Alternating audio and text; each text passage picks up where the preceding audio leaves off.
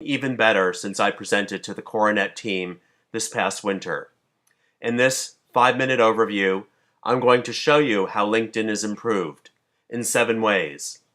The first is relationship management and follow-up. You simply go to connections from the top and click on a connection. I'm going to click on Lourdes here. Sometimes takes a minute. And you can see that I've entered how we've met. It was through another client, and that's very helpful because I really don't know her very well, and 2 years from now I might forget. More importantly, is a very convenient way that I can follow up with her in a week or a month. And many people may have high systems of follow-up for high priority connections, prospects or clients. This is good for periodic ticklers. Let's just say I wanted to reach out to her every 6 months on something. LinkedIn could be a very good way to do that.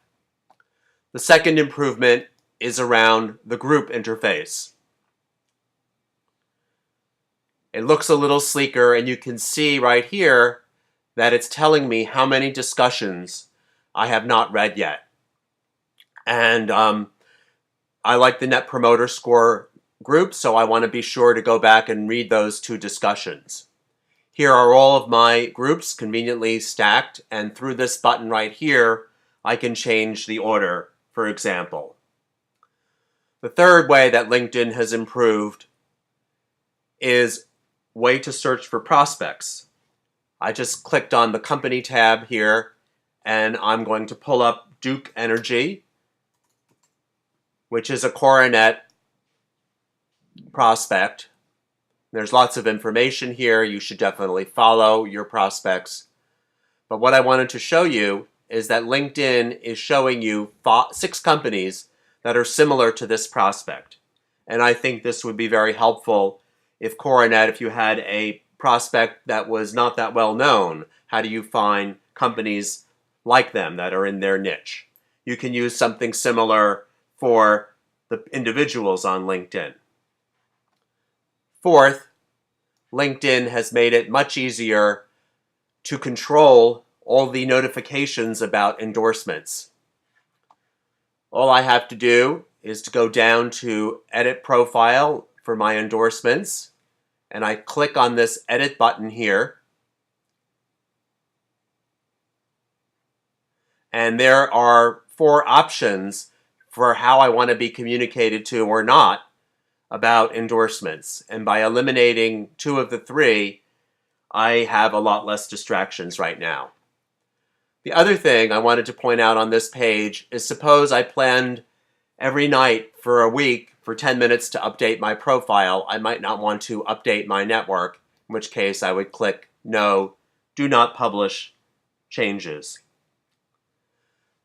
The 6th thing is I can see how well those share and updates are doing. So I go to my profile homepage, and on the right side, about halfway down, you can see that I've sent out 2 updates in the last week or so. The first one didn't do so great, but the one before that was the new Straight Talk issue, which got 59 views and 3 people liked it. And if people had shared outside of my network, you would have seen these outer circles, which I have gotten on occasion, and that would have been nice.